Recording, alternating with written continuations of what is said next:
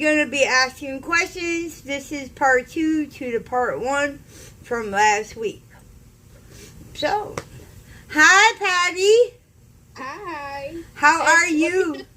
I'm good. How are you? I'm good, thank you. And let's just throw this out there. If there's any questions that they want to know, have them write it in the comments. Yes. Because we will be doing a part 3, so we can add that to our part 3. My sister kind of likes doing this. I feel so studious, like, yeah. Like I'm important. You are important. You are to me anyway. I don't know about anybody else, but I know I love you like Reese's Pieces. And you know I love those. Oh, yeah. But I pray everybody's weekend was good, even though yesterday was a weekday. It was still a holiday, so a lot of people and kids, whoa, had Well, yesterday was President's Day, so a lot of people might have had it off. Yeah, but I was okay. But other than that, let's get going on this topics. I wonder what you got for me today. We got some down and dirty stuff today. Are you serious? Oh. So why don't you tell all your fams who raised you? Oh, well, of course, I was, at my mom's, but me and my mom really, how can you say it? It didn't click that much, but on weekends, it started off on weekends by going to Grandma and Grandpa's and Auntie's house, and then it went from going on weekends to living at Grandma and Grandpa's or Auntie Cheryl's house. May she rest in peace. Yeah, she's here with me. But, I pretty much say everybody in my family. Like my aunt, my grandparents, my other aunt, my uncle. My mom didn't really want me. She said I was a trouble kid. But she doesn't realize that she's the one who made me into that trouble kid. If it wasn't for the things that she, did, I would have been the trouble girl, pretty much. Right. Yeah. Well, they say it takes a village to raise kids, so. It sure does. Thank God you had your grandparents and your aunts to step up to the plate, Mm-hmm. Well, I had your dad, up until I was 12, but, y'all left me behind. I know, we moved out of Holyoke. Yeah, you did. We had to move. We had to move on. Of course. And there was no cell phones and computers and social media to kind of keep in touch. You know. You knew my address. You knew I lived at 19 York Circle. You could have dropped a kite. Well. Mm-hmm. Yeah. But I didn't get my license till a couple years later. Right. And then I don't know. Life kind of happens, I guess. It's all right. I forgive you. We got each other now, though. Hey. Right. Yeah. Thanks to Facebook. Right. Thanks to social media. Yeah. You're able to reconnect with a lot of people. So. Yeah. That's a good thing. Amen. So, what is your relationship with your mother like today, all these years later?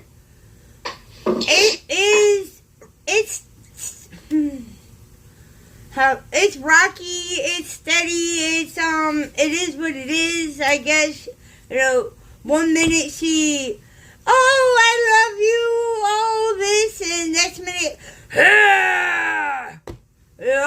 whoa, wait a minute here, but, the only reason I still talk to the lady is because in the Bible it says, honor thy father and mother. I don't know my father. Never met the guy. Only one time, and that was DNA test. And I was like 10 years old. But, she is a very disrespectful person. So she's a very, how can how can you word it? Oh.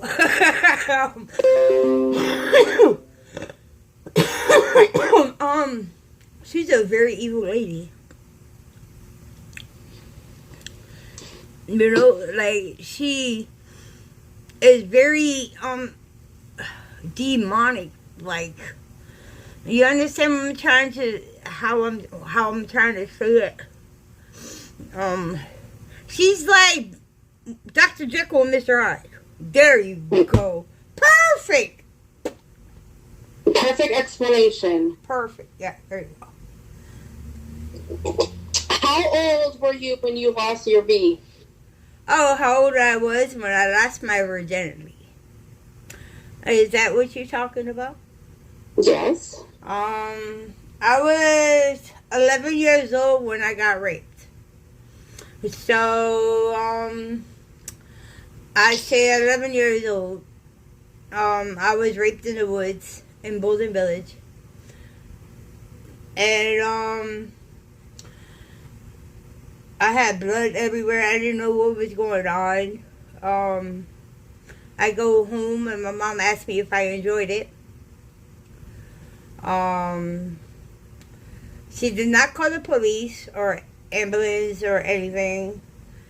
She kept asking me if I really enjoyed it. How was it? Yeah, I was. So you never had medical treatment? No. My mom thought I was sexually active, and she ended up getting one of those Norplants in my arm when we were young. It was like 5 sticks in your arm. Yeah. And so, in my eyes, I lost it when I was with the first. I had a boyfriend. Well, I was.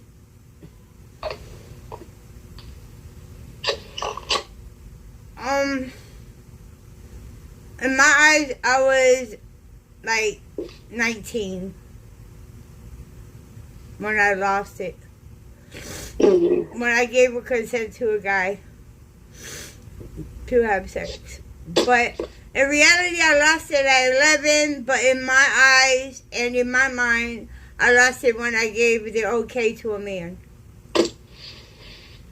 Yeah. And what's it being raped like do to you? Well, after I was raped at 11, I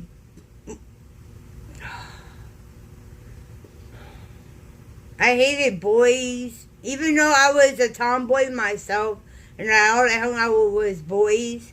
I was like, I didn't want to be around like men. My mom used to always have men around.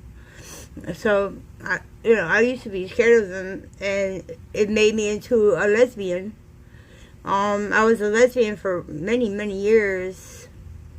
Then I got raped again when I was 16, by 3 men. They are currently in prison right now for the rest of their life. And that's a good thing. Because when I came, yes, amen, when I came forward, like 50 other girls came forward. So that right there was kind of a good thing, so they couldn't hurt nobody else.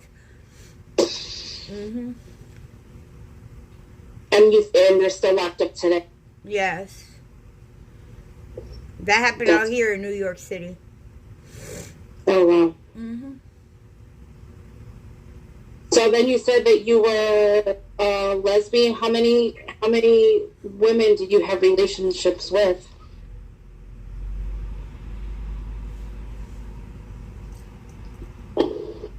Oh boy. More than men, I tell you that much. I actually named my daughter after my first girlfriend. She was actually my fiance. We were actually engaged. I was engaged to her. I was with, her name was Angelique.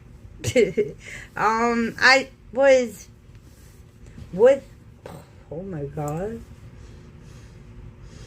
Now you got me thinking, hold on a second.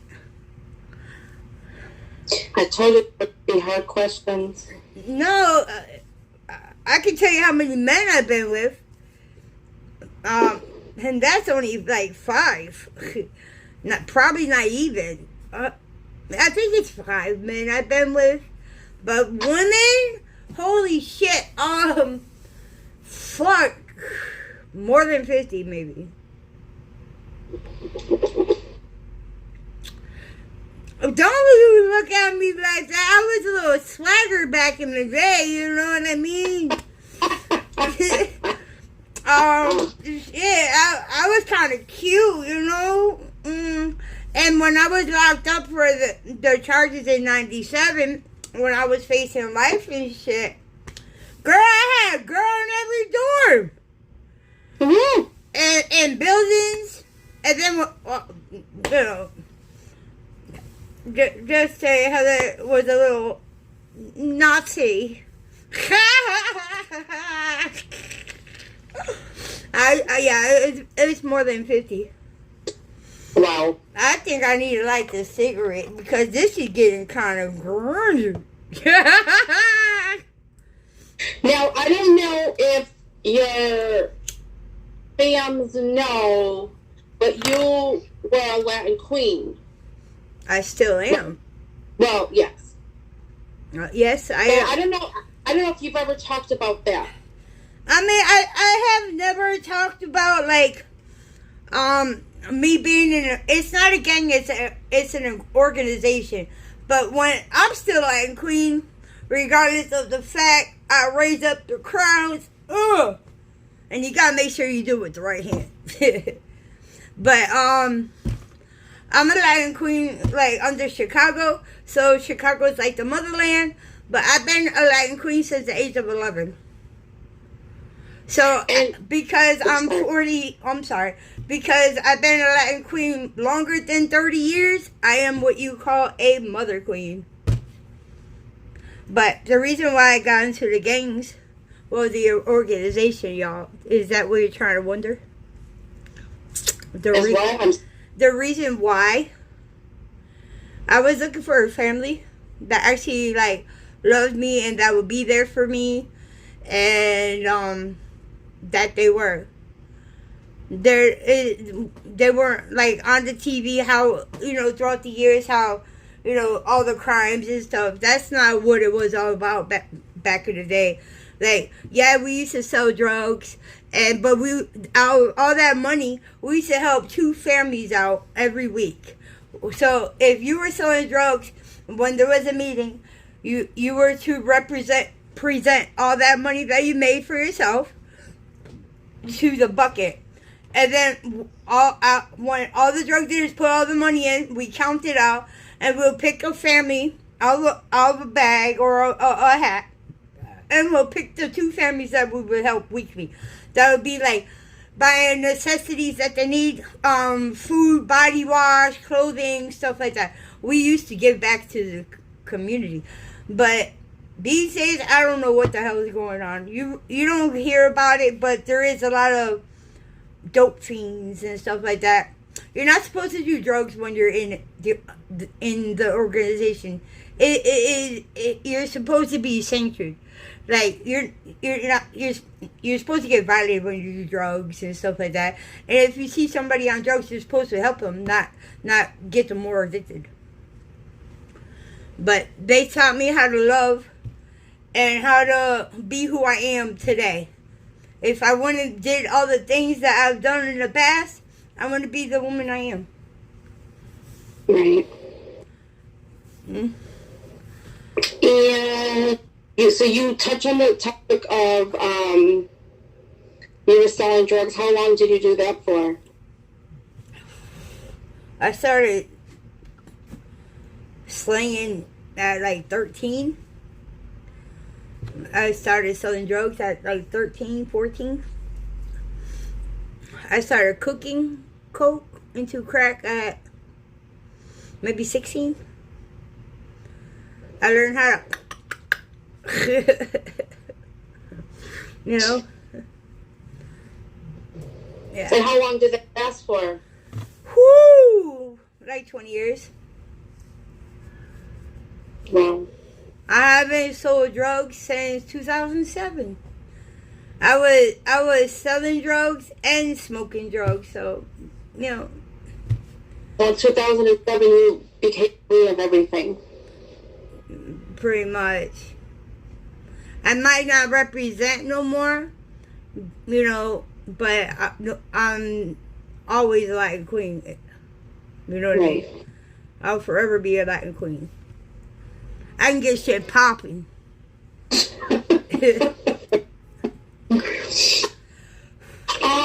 So that's all my questions that I have for today. Wow, that was a lot of good questions, though. Thank you. I hope everybody enjoyed this video. I didn't realize that it's been 16 minutes already.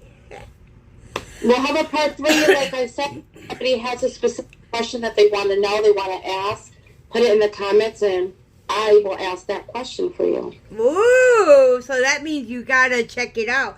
Guys, I am almost monetized, y'all. I am almost to my 4,000 watch hours. Come on. Please watch my videos in full. Leave a thumbs up. Leave a comment down below to let me know that you are watching. You know, people say, oh, I watched your video.